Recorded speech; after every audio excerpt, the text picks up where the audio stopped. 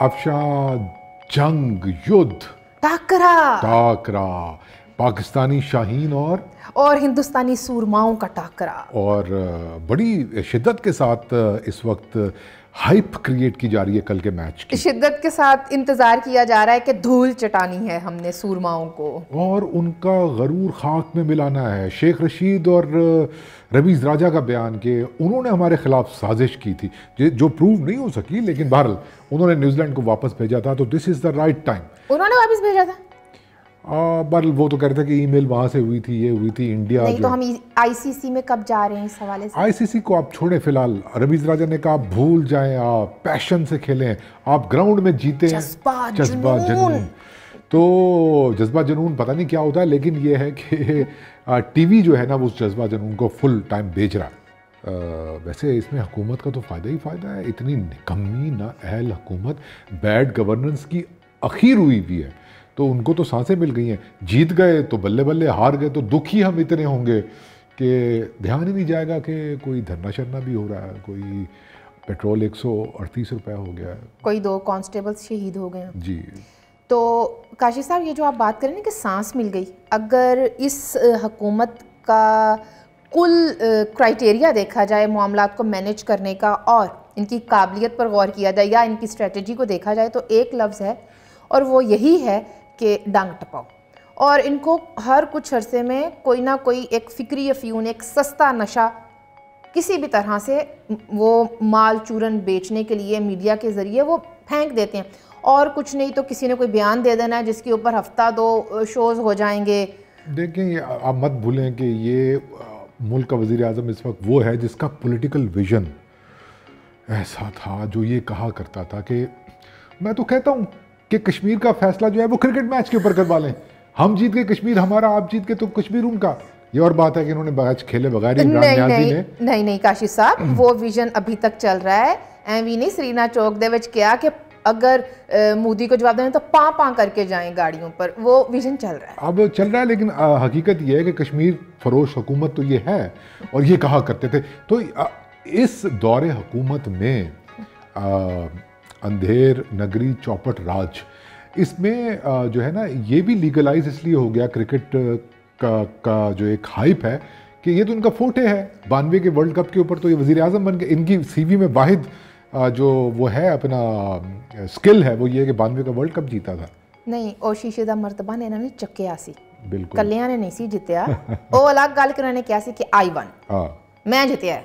खैर काशी साहब, back to the point, जो हम बात कर रहे थे कि हर कुछ अरसे में इनको सांस मिल जाती है, ये हमें और आपको, ये मुझे या आपको लगता है मिडिल क्लास घराने से ताल्लुक़ होने की वजह से, क्योंकि हमें ये एहसास ही नहीं है, सॉरी टू से, कि जो रोज़ाना की बुनियाद पे दिहाड़ीदार पाइया अध पाइया घ्यो घर लेके जा रहा है, चीनी लेके जा रहा है, आटा ख़रीदना है, या जिन्होंने पेट्रोल रोज़ाना अपनी बाइक में डलवाना है, उनके लिए ये मैच हो ना हो, जीतना है हारना है, उनको इससे कोई गर्ज नहीं है। किस लीडर ने, किस सियासतदान ने क्या बयान दे दिया, उनको इससे कोई गर्ज नहीं रही है। ये तो आपने बिल्कुल ठीक कहा। इसीलिए तो हमारा मिडिल क्लास का बंदा ही इस जिंगोइज्म को खरीद रहा है, इस वाद मॉन्गरिंग को खरीद रहा है, हेट मॉन्गरिंग, हाँ हेट मॉन्गरिंग को खरीद रहा है। क्योंकि देखिए टीवी पे भी वही है, सोशल मीडिया पे भी वही है, वही मैटर करता है। उसकी आवाज़ जो है वो गूंजती है, गरीब की आवाज़ तो नहीं गूंजती, मजदूर की आवाज़ तो नहीं गूंजती। इसलिए हर तरफ इंडिया पाकिस्तान क्रिकेट मैच का डंका बज रहा है। एक चीज़ मैं इसमें ऐड करना चाहूँगा कि इस तरफ हमारे मिडिल क्लास का, अपर मिडिल क्लास का ये जो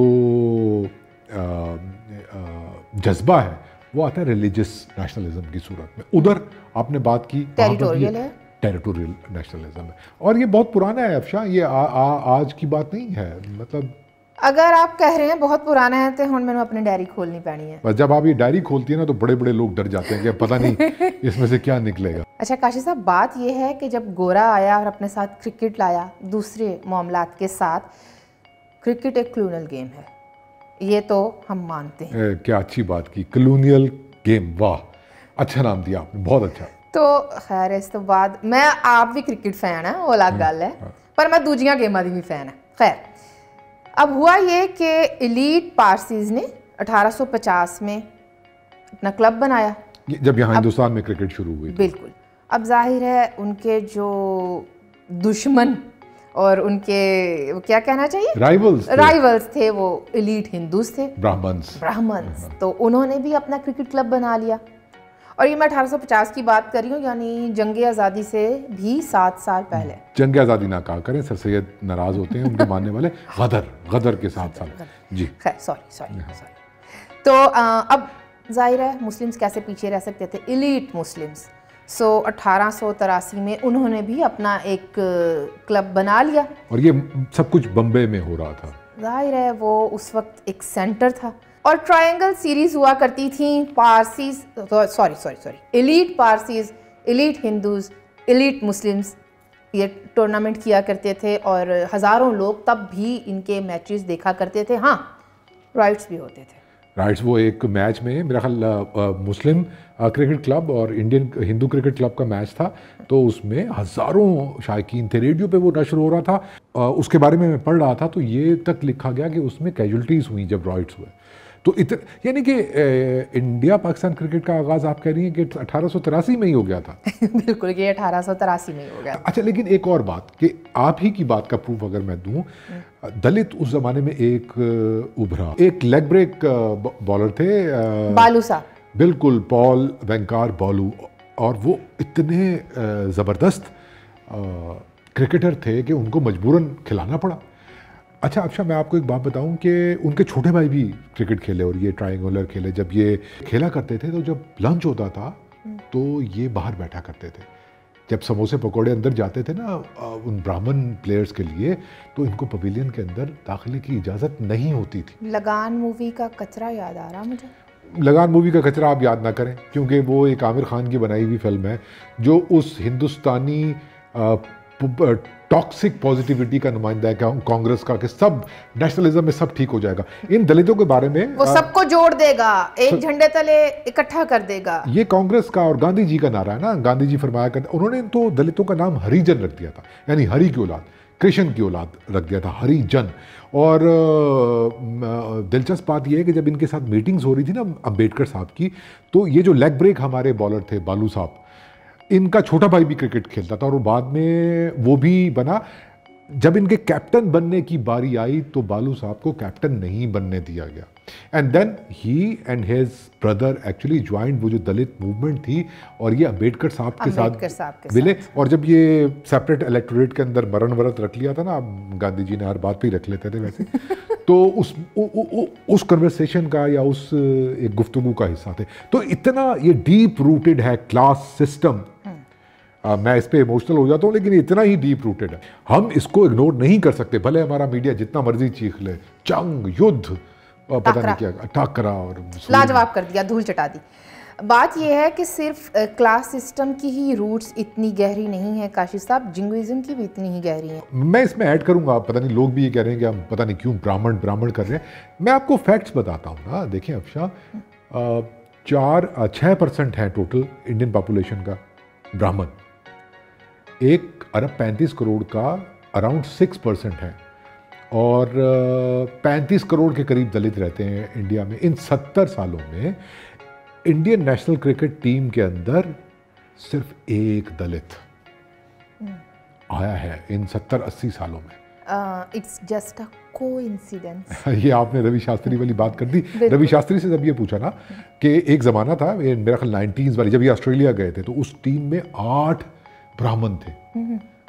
यानी साराब गंगोली जिसके साथ रे आए ना, जैसे ब्राह्मण, गवास्कर, तेंदुलकर, और ये तो इवन जब इसके बारे में बात होती है तो ये लोग कहते हैं कि जनाब चूंकि उनके हाथ सॉफ्ट होते हैं, मैं मजाक नहीं कर रहा, ये सच्ची में कहा जाता है कि उनकी टेक्निक इसलिए फाइन होती है, कट की, ड्राइव्स की, वो मतलब फ्लिक अगर करते हैं, यूज ऑफ रिस्ट करते हैं, तो चूंकि हाथ सॉफ्ट होते हैं। ये जिस तरह से आपके हाथ चल रहे हैं ना, हाँ। मुझे लग रहा है कि आप भी क्रिकेट खेलते रहे, हाथ आपके भी सॉफ्ट नजर आ रहे हैं। मैं बहुत क्रिकेट खेलता रहा हूं, लेकिन मैं ये बात भी कहूंगा कि वो जो एक लॉजिक है, ये एक लॉजिक दी जाती है। ये सख्त हाथों वाले नहीं खेल सकते, ये तो आर्टिस्ट लोगों का काम है।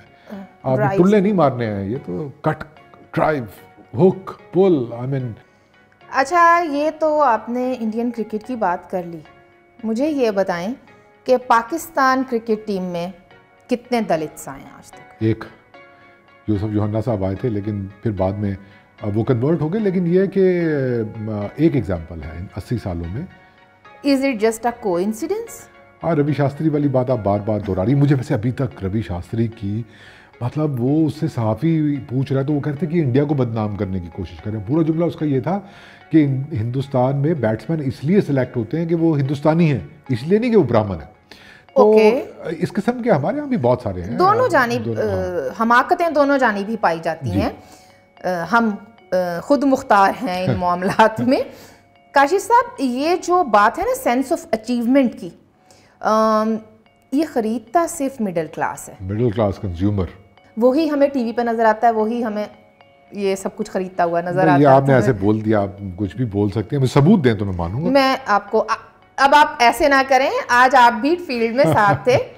ये ज़रा देखिए, के लिए हमें हैंगओवर रहेगा जीत का, बस रहेगा। नहीं, ये हैंगओवर तो सदा ही रहेगा, जब पिछला नहीं भूले हम। अच्छा, जो चैंपियंस ट्रॉफी की वो मुझे भी अच्छी तरह याद है। आमिर की बॉलिंग, जब उसने ये कोहली को आउट किया था, यस, दूसरी तीसरी बॉल पे, वो मैं अभी तक नहीं भूला, तो हम कैसे भूल सकते हैं? 92 वाला नहीं भूले अभी तक। 92, मैं कल अपने बेटे के साथ बैठ के 92 के हाईलाइट्स देख रहा था। अगर हम कल इंडिया को हरा देते हैं तो जो पेट्रोल के अंदर इतना इजाफा हुआ है वो दुख तो हमें भूल जाएगा ना, थोड़ी देर के लिए तो भूल जाएगा।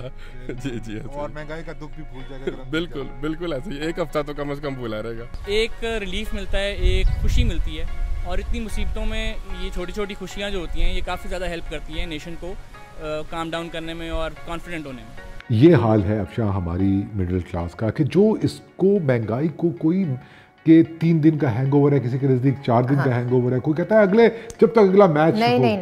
एक ने हमें ये भी कहा है कि हम तो अभी तक चैंपियंस ट्रॉफी के हैंगओवर से नहीं निकले। मतलब अरे भाई, 92 के वर्ल्ड कप के हैंगओवर से नहीं निकले। मैं कल अपने बेटे के साथ बैठ कर ना, तो मैं 92 की झलकियां देख रहा था। अच्छा, इस पे मुझे एक बात याद आई। वो एक अंग्रेज सियासतदान का कॉल था ना कि क्रिकेट एक ऐसा खेल है कि जिसको 11 फूल्स खेलते हैं और हज़ारों फूल्स उसको देखते हैं, ऐसी कोई बात थी। तो उसके जवाब में एक दलित ने, एक दलित थिंकर ने एक बड़ी ज़बरदस्त बात की थी कि ऐसा नहीं है।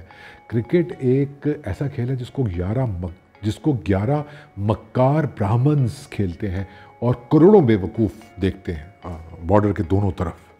और आखिरी बात अगर मैं आपको कहूँ तो वो ये कि हमारे एक सराइकी दानिश्वर का एक जुमला है कि जब भी पाकिस्तान इंडिया से कोई क्रिकेट मैच जीतता है तो यहाँ का मकामी आदमी हार जाता है। मैं इसके ऊपर आपको मकामी आदमी का मौक़िफ़ ज़रूर दिखाना चाहूँगी। मैं इस बात से बिल्कुल अग्री करती हूँ। मुल्क में सड़कें बंद हों, एहतजाज हो रहे हैं और आपका वज़ीर दाखिला क्रिकेट मैच देखने चला जाए, वो अलग गल है कि वापस भी फिर आ गए इन्हें बगैर देखे। तो लेकिन मतलब ये है कि आपको दिहाड़ीदार की, आपको मज़दूर की कोई टेंशन नहीं है। किस दिहाड़ीदार और किस मज़दूर की टेंशन होनी चाहिए वो देखिए ज़रा। सर जी, सानू किस नाल नहीं है, बच्चे भुखे तो सानू किसी गल की समझ नहीं आ रही। बच्चों को कुछ लभेगा तो साढ़े दिल में सुकून है। जो बच्चे भुखे सानू किसी गल की समझ नहीं आ रही। 6 बजे तो बैठे हैं टाइम से, कोई ले जाएंगे तो बच्चे चुल बलेगी, डीवा बलेगा, नहीं बनेगा ना किराया देगा तो ना कुछ होगा। साड़ी वास्ते मैच जीते कोई हरे, सानू किस गल मैच जीत जाइए तो सब ठीक हो जाएगा। नहीं, मैच जीत जाने साढ़े घर आके किसी सन दे जाने आ ਤੁਹਾਡੇ पैसे ने ਤੇ घर ਬਹਿ ਕੇ ਤੁਸੀਂ ਖਾਵੋ। ਅਸੀਂ ਰਾਤ ਨੂੰ ਇੱਥੇ ਦਿਹਾੜੀ ਕਰਕੇ ਜਾਣੀ ਤੇ ਰਾਤ ਨੂੰ ਜਾ ਕੇ ਰੋਟੀ ਖਾਣੀ ਹੈ। ਮਜ਼ਦੂਰ ਤਾਂ ਹਰਾ ਪਿਆ ਜੀ, ਮਜ਼ਦੂਰ ਤਾਂ ਹਰਾ ਹੀ ਪਿਆ। ਮਜ਼ਦੂਰ ਤਾਂ ਪਹਿਲੇ ਨਿਗੇ ਆਂਦੀ ਵੀ ਸਾਰਾ ਹਰਿਆ ਪਿਆ, ਜਿਲੇ ਖਾਣ ਨੂੰ नहीं ਲੱਭਣਾ ਅਸੀਂ ਤਾਂ ਹਰੇ ही ਪਿਆ। यानी कि कल कोई भी जीते, मजदूर हार रहा है। सिर्फ हमारा नहीं, सरहद के दोनों जानिब मजदूर हार रहा है। मजदूर हार रहा है, किसान हार रहा है, दलित हार रहा है, अवाम हार रहे हैं। अवाम